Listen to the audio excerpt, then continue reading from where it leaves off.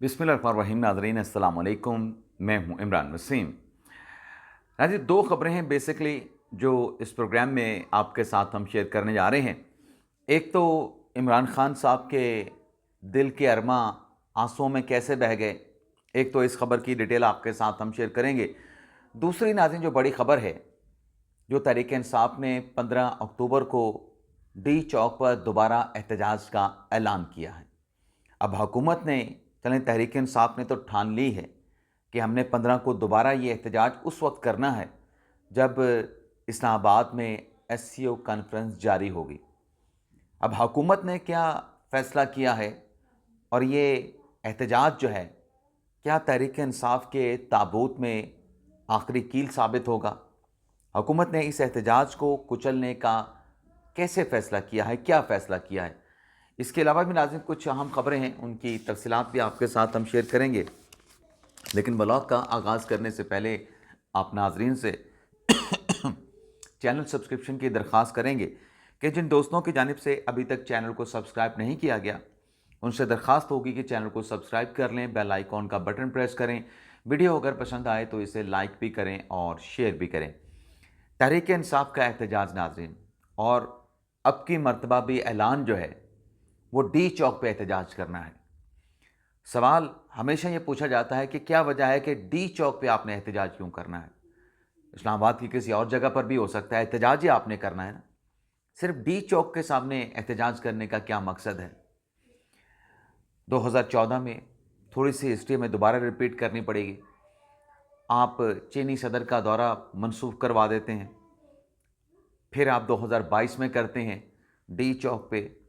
D चौक पे जो आप अफरा तफरी, जो इमलाक को नुकसान पहुंचाते हैं, वो भी आपके सामने है। और फिर 2016 में भी, वो भी किसी से ढका छुपा नहीं।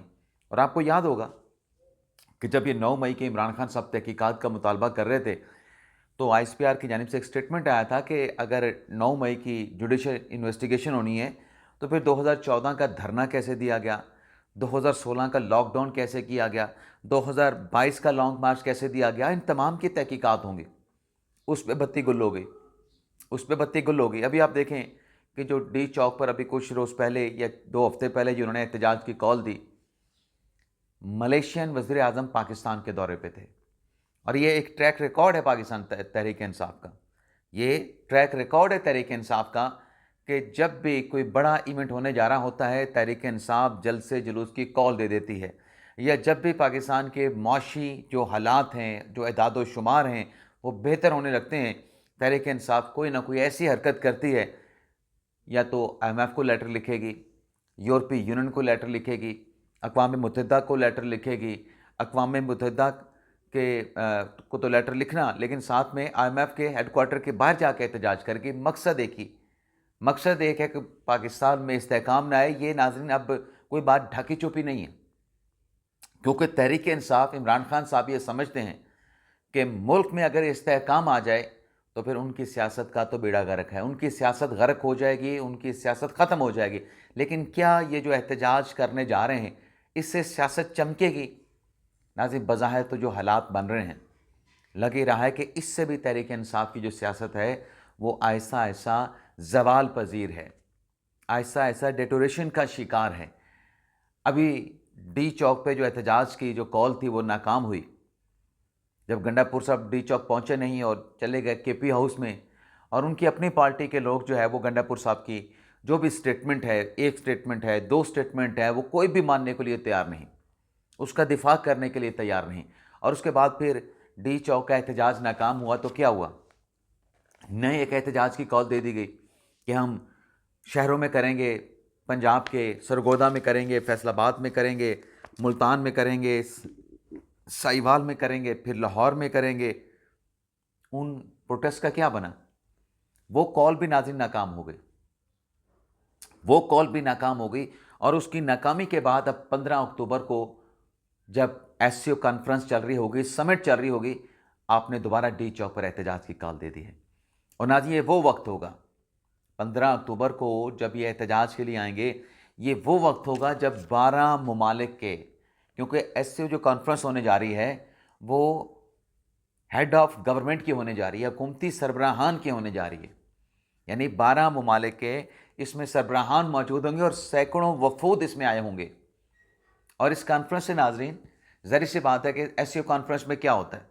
एससीओ कॉन्फ्रेंस में आपकी कनेक्टिविटी होती है, रीजनल कनेक्टिविटी होती है, इकोनॉमिक कॉरपोरेशन होती है, कल्चर पे बात होती है और इकोनॉमिक्स पे बात होती है, सोशो इकोनॉमिक्स पे बात होती है, एजुकेशन पे बात होती है, हेल्थ पे बात होती है, रीजनल कनेक्टिविटी पे बात होती है और भी इस तरह के जिससे इलाकाई तरक्की की नई राहें खुलें, रीजन तरक्की करे, उस पर बात होती है।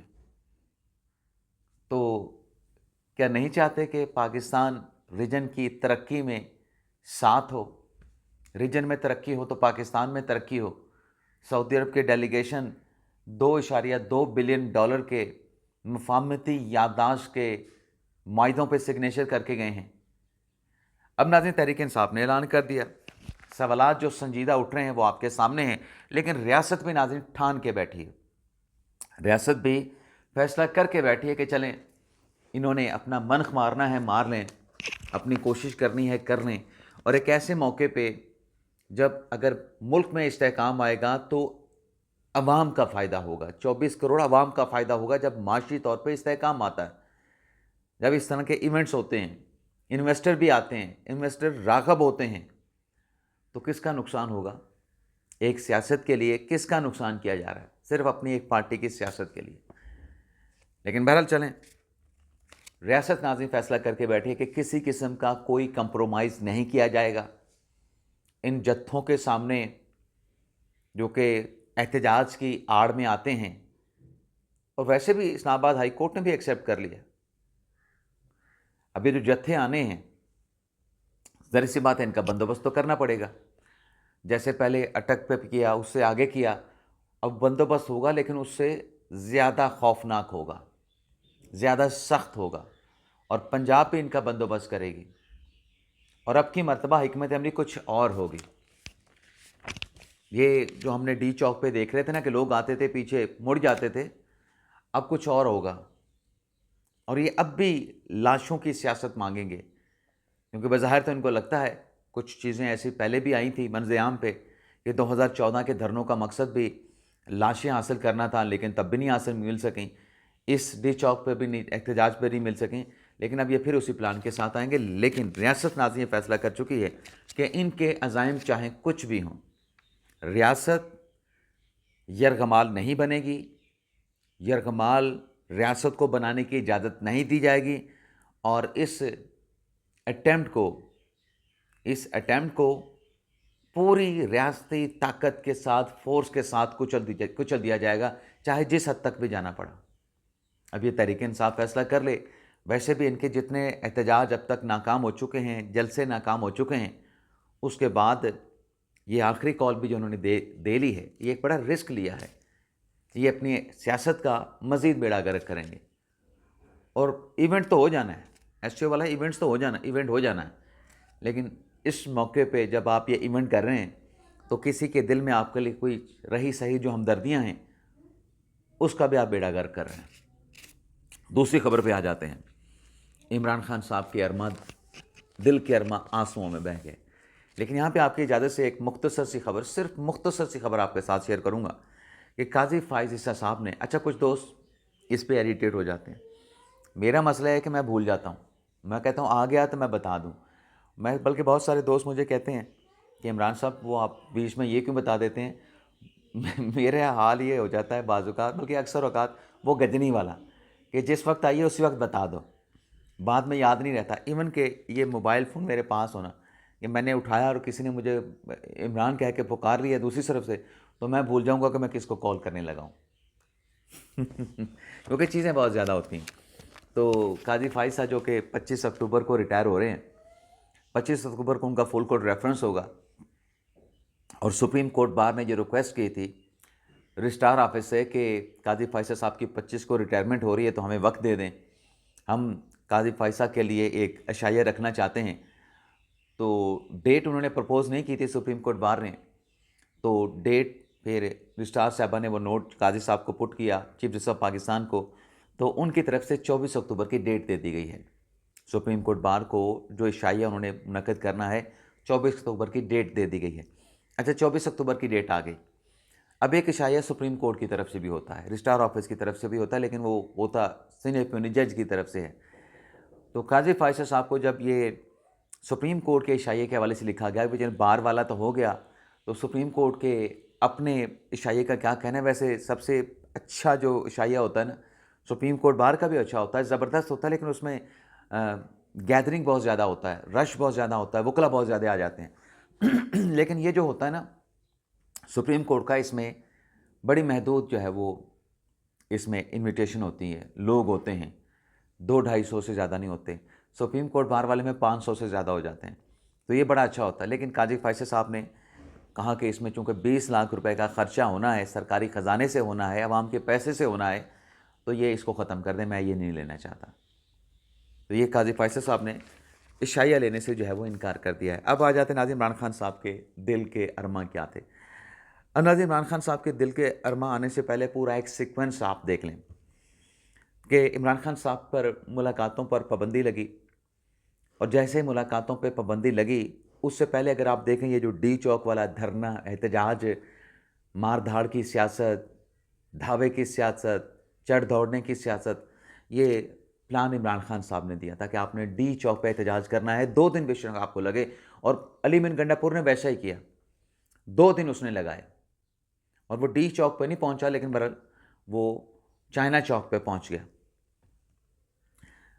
उसके बाद फिर अटैम्प्ट होती है, जब इस डी चौक के एहतजाज की नाकामी के बाद गंडापुर साहब वापस हो जाते हैं, तो सीटीटी के थ्रेट की रोशनी में और एससीओ कॉन्फ्रेंस की रोशनी में इमरान खान साहब पर मुलाकातों पर पाबंदी लगा दी जाती है। अब मुलाकातों पे पाबंदी लग गई अडयाला जेल में। अच्छा, सिर्फ इमरान खान साहब की मुलाकातों पे नहीं लगी, अक्रॉस द बोर्ड सब पे लग गई, सबकी मुलाकातों पे लगी, जितने भी कैदी वहाँ पे मौजूद हैं। अब रब्ता नहीं हो रहा इमरान खान साहब का, इमरान खान साहब का पार्टी के साथ रब्ता नहीं हो रहा, मुलाकातें नहीं हो रही, सियासी राब्ते नहीं हो रहे, सियासी राब्ते नहीं हो रहे, मुलाकातें नहीं हो रही, तो सियासत नहीं चमक रही। तो उसका फिर एक हल निकाला गया, उसका एक प्लान बनाया गया कि कैसे, हमने एक तो बयानिया बनाया गया कि खान साहब की सेहत ख़राब है जी, खान साहब साबिक़ वज़ीर आज़म हैं, उनकी सेहत के हवाले से हमें बड़ी तशवीश है, ऐसा हो जाएगा वैसा हो जाएगा। बल्कि एक तो वो सोशल मीडिया का एक झूठा है, उसने तो लिख दिया कि खान साहब को जहर दे दिया गया है। उसके बाद आप देखेंगे पीटी वाले लोग, अच्छा ये अपने जो सोशल मीडिया एक्टिविस्ट हैं तहरीक इंसाफ वाले, उनके इन्फ्लुएंस में बहुत काम करते हैं, उनका इन्फ्लुएंस बहुत लेते हैं, बल्कि उनकी तरफ से अल्टीमेटम दिए जाते हैं सोशल मीडिया एक्टिविस्ट की तरफ से, अगर आपने ऐसा ना किया। अभी चंद रोज़ पहले देखे ना कि जब गंडापुर साहब वापस आए तो इमरान रियाज खान की जो मुलाकात हुई, तो उसमें चढ़ाई कर दी इमरान रियाज खान साहब ने, मुबैना तौर पर सवाल पूछे, अब जवाब देना मुश्किल था, तो वहाँ पर उसके साथ क्या किया। और बल्कि मैं तो आपको ख़बर भी दे देता हूँ, पहले भी दे चुका हूँ, कि जब इमरान खान साहब हुकूमत में थे, पीटीआई की सोशल मीडिया टीम के रिकमेंडेशन पे इमरान खान साहब अपने वफाकी वज़रा को, पंजाब के वज़रा को फारिग कर देते थे, काबीना से निकाल देते थे। इतना इन्फ्लुएंस लेते हैं, इतना इन्फ्लुएंस लेते हैं। तो उसने कहा जी खान साहब को जहर दे दिया गया है। तो वो फिर उसी चीज़ को आगे लेके, वो शहबाज गिल साहब हैं, पार्टी के दीगर लोग हैं, समान अकमल साहब अदालत में कह रहे हैं, पीटीआई की क़यादत कह रही है कि इमरान खान साहब को जो है उनकी तबीयत का बड़ा इशू है, हमें कंसर्न्स हैं। तो नौरीन नियाज़ी साहब की तरफ से, तमाम जो साहिबा की तरफ से, जो तमाम हथकंडे जब नाकाम हो गए, ये मुलाकात वाले भी नहीं मुलाकात करवा ले, तो इसका हल ये निकाला गया कि इमरान खान साहब की हमशीरा को लाया गया, नौरीन नियाज़ी को लाया गया कि खान साहब से मुलाकात करना चाहती हैं, उनकी तबीयत को देखना चाहती हैं। अब नाज़रीन इस पर भी आप ये देख लें कि इस्लामाबाद हाई कोर्ट से रिजू किया गया, तो इस्लामाबाद हाई कोर्ट ने क्या डिक्लेयर किया। इस्लामाबाद हाई कोर्ट ने बड़ा वाज़े कह दिया, जो आमिर फ़ारूक साहब ने समाअत की, उसमें जो एडिशनल अटॉर्नी जनरल पेश हुए, उसमें जो डिप्टी सुपरिटेंडेंट जो पेश हुए अडयाला जेल के, उन्होंने आके कहा कि थ्रेट है, सीटीडी का थ्रेट है, एससीओ कॉन्फ्रेंस है, और दफ़ा 144 रावलपिंडी में लगा दी गई है, हम ये नहीं कर सकते, मुलाकात नहीं हो सकती। तो आमिर फ़ारूक साहब ने भी कह दिया कि जैसे पाबंदी हटे, क्योंकि आमिर फ़ारूक साहब ने पूछा कि पाबंदी कब तक है, ये 18 अक्टूबर तक है जी, बताया गया। तो आमिर फ़ारूक साहब ने कहा कि जैसे पाबंदी हटे, जेल मैनुअल के मुताबिक इमरान खान साहब की उनकी हमशीरा से मुलाकात करवा दें। अब 17 और 18 अक्टूबर को, यानी 18 अक्टूबर को जुमा बनता है, हफ्ते के रोज़ मुलाकातें नहीं होती, हफ्ता भी गया, जुमा भी गया, आगे फिर 21 अक्टूबर आएगा वो, लेकिन वो भी डिपेंड करेगा कि ये एक्सटेंड ना कर दें पाबंदी। तो आमिर फ़ारूक साहब का हुक्म ये है कि उन्होंने मुलाकात का हुक्म तो दे दिया है, पाबंदी हटने के बाद जेल मैनुअल के मुताबिक नौरीन नियाज़ी की मुलाकात कराई जाए, बेहतर इमरान खान साहब को सहूलियात सेहत की फ़राहम की जाएँ और उनकी मेडिकल रिपोर्ट भी आइंदा समात पे पेश किया जाए। पाबंदी इस्लामाबाद हाई कोर्ट ने कहा है, आमिर फ़ारूक साहब ने, कि सबके लिए है और जो थ्रेट है उसमें इमरान खान साहब की जो प्रोटेक्शन है उसको नज़रअंदाज नहीं कर सकते। यानी जो दिल के अरमा थे ना कि इमरान खान साहब के साथ कोई मुलाकात हो, इमरान खान साहब के साथ मुलाकात करके खान साहब कोई पैगाम दें, बल्कि दिल के अरमा दोनों तरफ के थे, पार्टी के भी थे, इमरान खान साहब के भी थे। लेकिन वो फ़िलहाल प्लान जो है वो 21 अक्टूबर तक जो है, ये इस प्लान के दिल के जो अरमा थे वो आंसुओं में बह गए हैं। इजाज़त चाहते हैं नाज़रीन, अल्लाह हाफ़िज़।